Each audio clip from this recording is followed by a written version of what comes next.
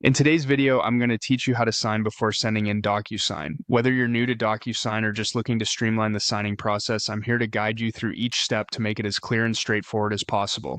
So let's dive right in and get started. First, you'll need to go to the DocuSign website. You can do this by opening your preferred web browser and entering the URL. Once there, make sure to log into your account if you haven't already. If you don't have an account, you'll need to create one to proceed. Now that you're on the DocuSign homepage, look for the option labeled Send an Envelope and click on it. This will take you to a new page where you'll begin the process of preparing your document for signatures. If you're unsure where to find this option, it's typically located in a prominent place on the platform's interface. Next up is uploading the document you want to get signed. Click on the Upload button. This button is there to help you pull your document from your device onto the DocuSign platform. It's a good idea to make sure that all the details in your document are final before uploading, as changes made afterward may need you to start the signing process again. Once your document is uploaded, it's time to add recipients. These are the people who need to receive and sign the document. Click on the Add Recipients option and enter their names and email addresses. This is an essential step, as these recipients will receive notifications to sign the document electronically.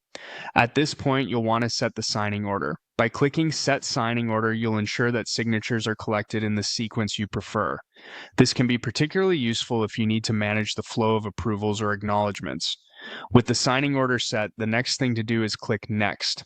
This will guide you to another screen where you'll add the necessary fields to your document. For our purpose today, you're going to focus on adding a signature field. Select the signature field and place it on your document where the signature is required.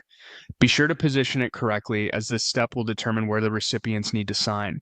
After adding the signature field, double-check everything one more time, and once you're confident, click Send. This action sends the document out for signing and will also direct you to a page where you can preview the document. To sign the document yourself, look for the Sign Now option and click it. This will allow you to digitally sign the document before anyone else does.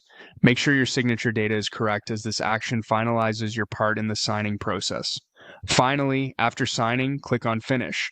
This confirms that the entire process is complete.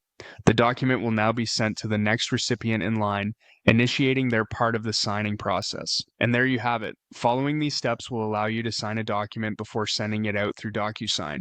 I hope you found this tutorial helpful. Thank you for watching, and we'll see you in the next video.